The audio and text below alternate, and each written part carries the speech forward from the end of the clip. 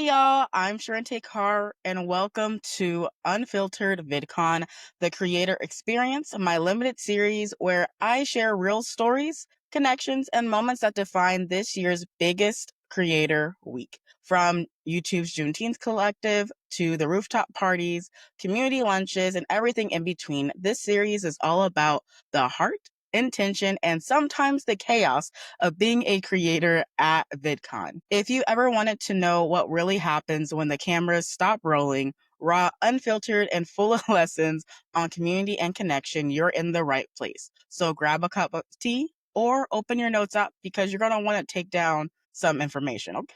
Okay. So let's go ahead and get into it.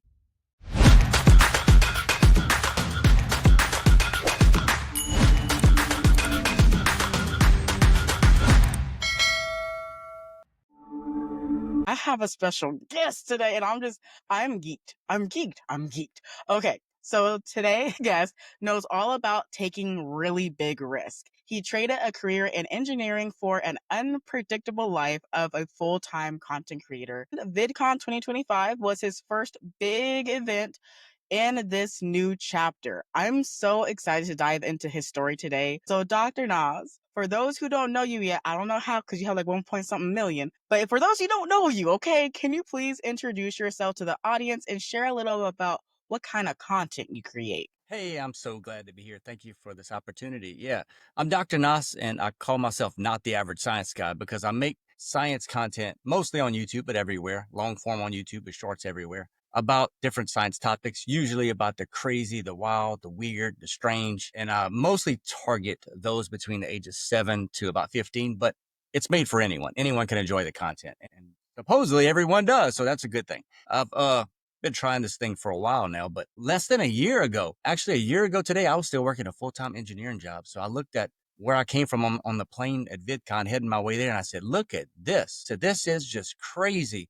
A year ago, I didn't know I would be doing this full-time. For a few months later, it happened. I wanted to. It's amazing what a year can do. It's amazing what a short time in content creation, when you have your focus and you put in a hard it takes to get to be a full-time creator. It's crazy and it's fun, it's exciting, it's challenging, it's everything in one. It's such an amazing journey because 1 year can really change it all. I know last year I was in a full-time job as well, doing workday, and now I'm just a full-time content creator, and it's a different life, not a bad life, just a little bit of a different one. So I have a question for you.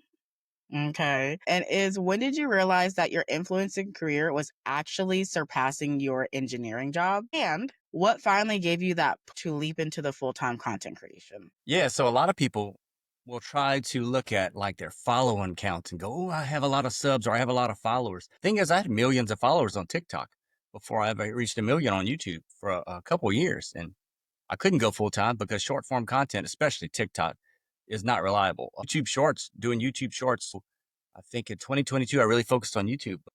YouTube Shorts are so unpredictable. So I noticed that I was getting a lot of views. I mean, 25 million views a month, up to 50 million views, and it's okay money, but nowhere going to match my engineering. And I knew that my engineering money, how was I going to do that? How was I going to match it? Plus, with content creation, you need money plus because you need money to live on, but you got to have money to spend to do the content. So it wasn't until I said, you know what, YouTube long form, let me try it. And so a lot of people have a hesitation to go. They see like to go in the YouTube long form. They see it, and they go, "Oh my gosh, that's so intimidating." And it can be, and it is when you start out. But no one's perfect on any type of content when they do it.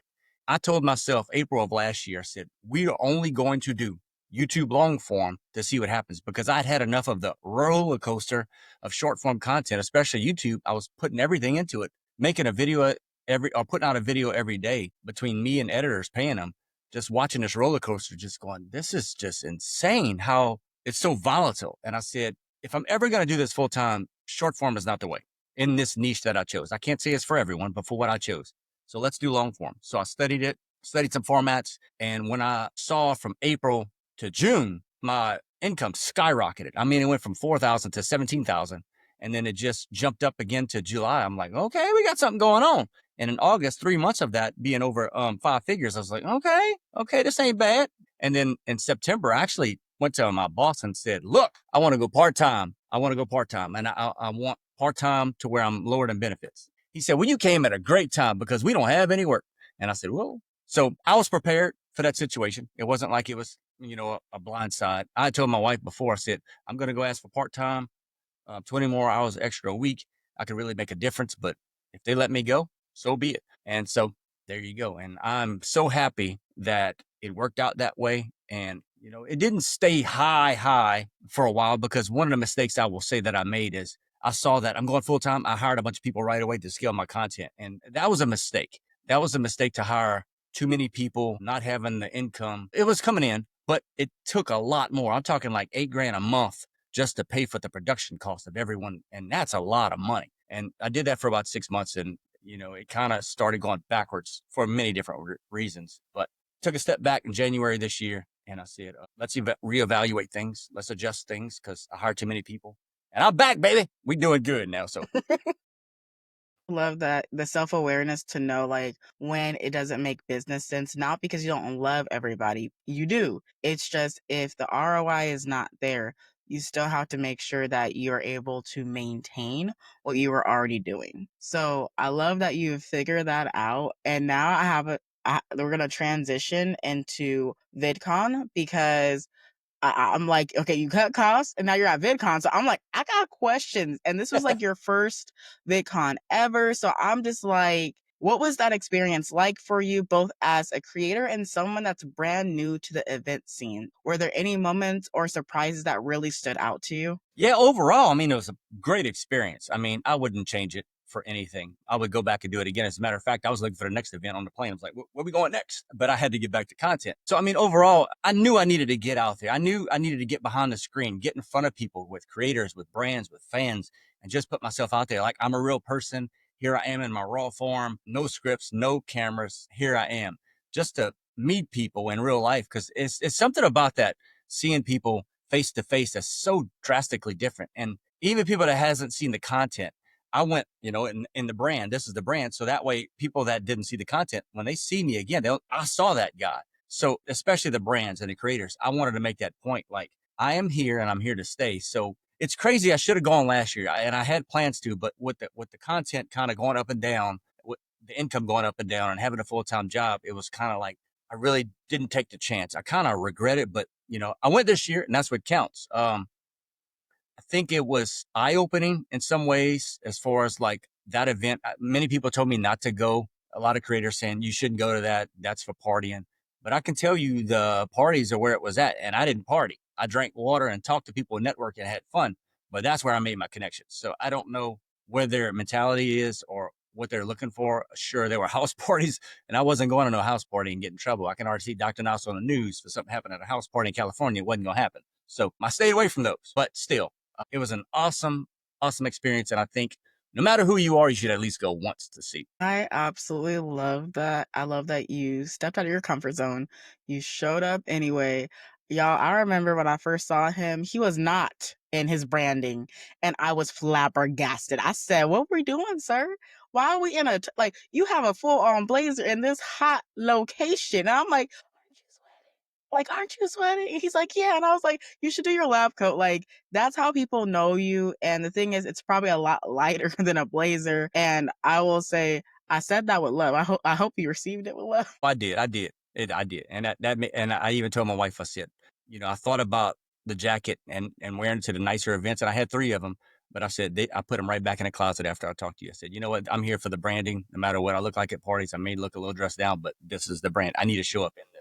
I absolutely love it. And then he was recognizable everywhere I went. I was like, hey, it's Dr. Nas. Hey, it's Dr. Nas. Hey, it's Dr. Nas. So con was like a lot, because we first didn't know what parties were going to be there, or if there even was going to be parties. And then like it was an invite at 10 p.m., an invite at 2 a.m. It was a lot. And then in addition to that, because VidCon week is already nonstop with panels, meetups, the after parties, and just so much energy, how did you manage your energy and actually staying awake through all this excitement? Because you said you were a grandpa and that your bedtime is 9 p.m.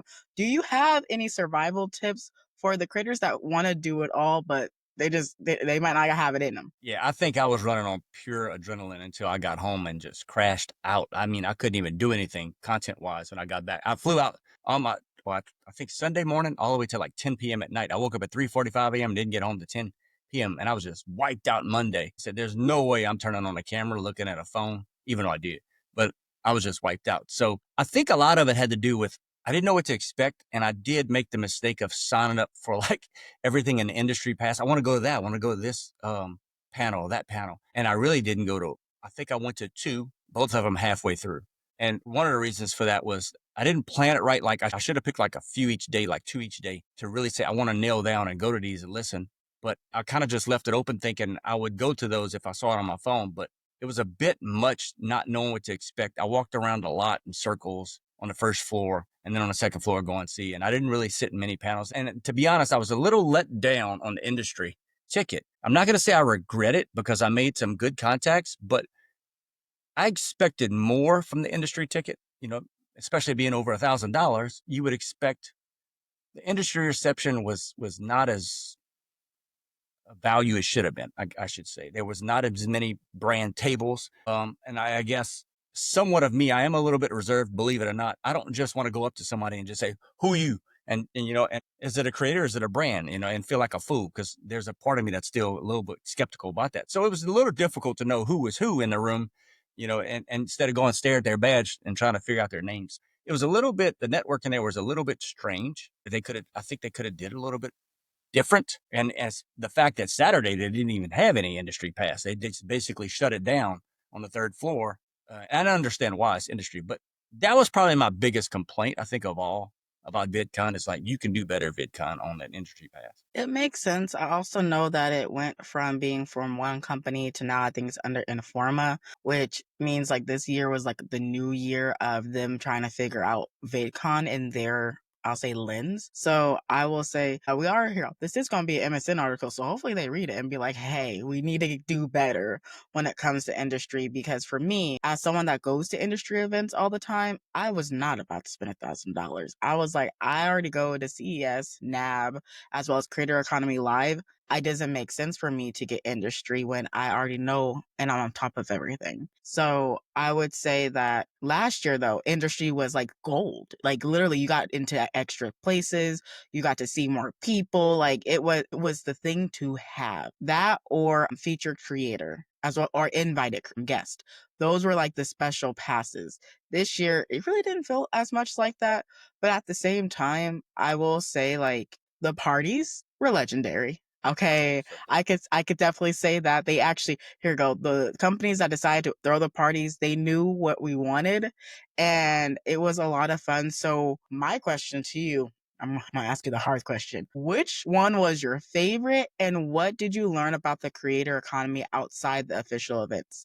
Did Oh, it's anything surprise you or change how you see the space? I mean, by far, ManyChat. ManyChat just blew the roof off. No pun intended, because it was a rooftop party across from Disney that you could see the fireworks. I mean, that was amazing. They knew what they were doing. They had the party set up. They knew how to treat creators. I mean, the whole setup, the people they invited there, it was amazing. Actually, I signed up for two other things. I didn't even make it to because I was like, I'm not going to leave because I hate to go to a party that's not as lit as this one. I mean, it's lit.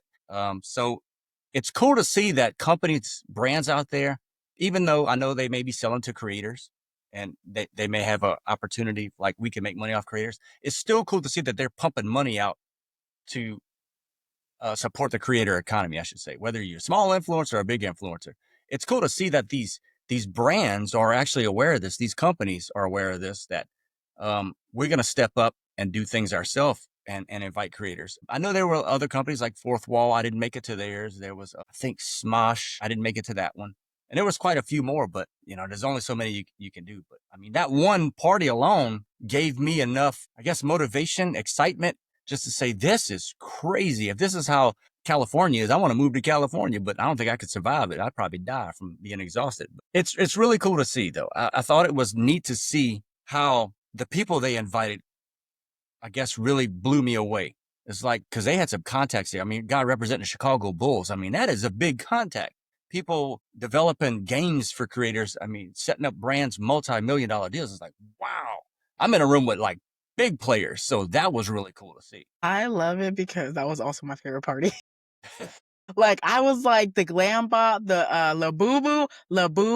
Yo, the Like boo boo. here you go. We all went hyper, and mind you, we all weren't drinking. Okay, we all got hyper. Like la boo boo, la boo. Like we were having a whole little moment. And I can also say like it was really nice for us as like a creator life fam to be able to like see each other at a party and like be able to also advocate for one another. But like, oh, if you're looking for this, go talk to this dude. And I will say that they put their foot in it. Okay, the mini chat. I guess that's what you're gonna. They put their foot in it. They did a good job because I literally said that was the best creator event I've ever been to, and I've been to over 20. So that's like a really big deal. And I think it was because they actually thought about everything in mind, from the photo opportunities to the food, the drinks, amazing customer service from the hotel employees. Like we weren't treated like any type of way. We're just treated kindly the entire time. That's right. So I will say like that was like really dope to be able to experience. And another thing that I thought was really dope was going to get my badge and then running smack dab into you giving out Robux. And I was like, wait, pause, wait, he's just trying to cause a ruckus. Like, okay, Dr. Nas, I see you. So I got questions about that specifically. Like, what made you do that? And what was it like really connecting with your community in these unexpected in person moments? Yeah, so I've done Robux before on lives because my biggest thing is I want to give back to my community. I know my community's young and I know they play Roblox because they keep begging me to start a Roblox channel to play with them. I haven't yet. So I said, well, if you like Robux, I'll start giving away Robux because I mean, I don't know of any other way right away I can do that. So I figured while I'm going to this event, why not get some Robux, meet some people, ask them some questions just as in a fun way, do some straight interviews. If they get it right, hand up Robux. And so I got a little lax on the questions because I felt bad because some people were younger and I was telling them no, and it broke my heart telling them no, you can't. So I just started giving layup questions just to give away Robux. But I want to be known for somebody who doesn't use the audience or their fans or subscribers for gain. That is not something I want to be here for. When I tell them this is your channel, because I wouldn't have a channel if it wasn't for you. I really mean it from the bottom of my heart. It's like, because I mean, yeah, it's me, it's my name, but without them, I don't exist on anywhere. And so I do that as a way to give back. I mean, and it's not a lot, I would say, but to them it is. To me, it's not that big of a deal, but to them, $10 Robux, $50 Robux, 25 is a lot. I mean, and I know people say you need to be careful with that because you'll have people only want to ask you for Robux. I'm like, that's fine. I'm not going to give it all the time, but it's fine. They at least they know I'm willing to give back. And it was cool to interact. And I think I made some new fans giving out Robux too. So that was cool. Oh, yeah, I will say, y'all, he had a mini, like, little cue. I'll show you right now. You see that? He had a little cue going on. Yeah, I filmed it. I was getting behind the scenes, okay? Because I was like, he's doing himself because I knew that you were literally being yourself. And I was like, let me capture this because you had someone helping you with videos. So I was like, let me capture both of you guys because this is what it's really all about. It's about being able to connect with audiences, not just on screen but also in real life to say, no, we're humans too. And we really do like love you like that. And we really want unity like that. And just to like dig just a little bit deeper, was there a moment at VidCon that where you felt really seen and connected, or maybe a fan, another creator, or just with yourself? I think a little bit of both, honestly, all of it, because having random people just walking around and they would come and say, can I have your autograph? Can I have your picture? Or my catch line, you ready to go swimming? I'm just like, whoa, so they watch the videos. They know me. That was really cool to see. And seeing some creators do that. And it's like, okay, so you watch this stuff. A lot of creators, I don't think know me too much that were there. And that's fine because I mean, we don't get to watch much. We create. I think also in myself seeing, how do I say this without being, I don't know how to say this without being arrogant or prideful. Seeing some creators that were there, even featured, going, I paid for a pass and they got invited. I should have got invited too. I was like, it's like, I'm on the right track. I'm not saying that in a way like I'm better than them, but it's like in a way of saying I'm on the right track. I'm doing the right thing. I'm pushing the moves. It wasn't like I'm comparing myself. It was like, well, they got invited. So I probably should be invited soon too, because I'm doing things. I'm meeting fans. And it was like this thing. Okay. I see myself, like somebody asked this question to me, actually at the mini chat party. When was the moment that you felt you made it? And I was like, what do you mean made it? I didn't make it. I'm just starting. Like, I know people look and say you have millions on TikTok, millions on YouTube. It's like, but to me, less than a year doing this full time, I'm just getting started. I don't think I've made it. I have a long way to go. And I'm excited about it. It's not a bad thing, So I mean, going full time is that big moment for me because I mean, it's crazy So if they want to say made it, I would say that, but I still don't feel like I reached the goals that I want to be. But VidCon opened my eyes a lot about content creation. I would say that. Love that so much. I love that it was all three. And I will say nothing prideful about saying I want to be invited because I want to too. Okay. I want to also have meet and greets so I can see my audience in real life. But at the same time, they have to want to show up at the exact same time. Kind of thing. Because for me, I love being able to meet you in real life. And so we can both be in the room where it happens. What's happening? Fun. Fun is happening in the Yeah. room. And so I want to like circle back because of the fact that we first talked about you being in engineering, then switching into content creation. And I want to give some to the people. I will say, I'm just going to ask the question. Okay. So there's a lot of people who dream of leaving their safe career to pursue something that they really love and that it can be like very scary just as a concept. Looking back, what advice would you give to other creators or anyone thinking about making a leap like you did? I mean, it's not like an overnight decision, right? I mean, it can be, but I know some people think they look at me and go, "Wow, he just quit his job." It's like, no, I've been doing this a long time. I've been learning business for a long time. I've been trying content for years now. It's just so that everything kind of came together. You grow. And I think it's when you treat this like a business and not a hobby, because that's what it has to be in order to do that. Unless you get lucky, which we're talking about the 0.01% of people. Most people aren't 0.01% of people. You have to work at it, and it takes research. It's a craft. It's a skill, just like engineering, just like any type of business. You want to be a doctor. You want to be an electrician. You have to learn those skills. And I think whatever you want to go in, you really need to do the research and see where's the end goal. Where's this going? Because there's the content I'm doing today is not what I did 2 years ago. And the content today is not what I'm probably going to be doing 2 years from now. There's an evolution that takes place. You grow. Everybody goes through it. And I think if people want to take it serious to get to the next level, it's going to take sacrifice. It's going to take work. It's going to take research. Nobody just walks into it. You have to put in the time. Um, there are courses out there to help you, sure, but just that information alone is not going to change anything. You have to have action, and it's going to take a little bit of time to do that action in the right way. I think anyone's capable of doing it, no matter what you get into. I think it's possible, but most people just don't want to sacrifice that Netflix, those sports shows. I'm not saying sacrifice your family because I have a family. You shouldn't. You got to figure that out. There are some sacrifices you will make. I'm not saying totally, but you got to turn off the TV. You got to turn off the gaming unless you're doing it for content. There are things that I would love to do. I just don't do because, or didn't do because I didn't have time. You know, staying up later, being more tired than people, waking up, staying up a little later, waking up a little bit earlier. You have to be very disciplined to make that jump. So it's not something that just you snap your fingers and it happens for most people. It's not. It's not because I hear I was an entrepreneur as well, doing pretty much almost full time content creation and full time jobs, so 80-hour weeks, and it just is what it was. And people are like, I don't understand how you do that. I'm like, because I love what I do. That's why I continue to show up. Like that's why I am who I am. Like I love being creative. I love having an audience.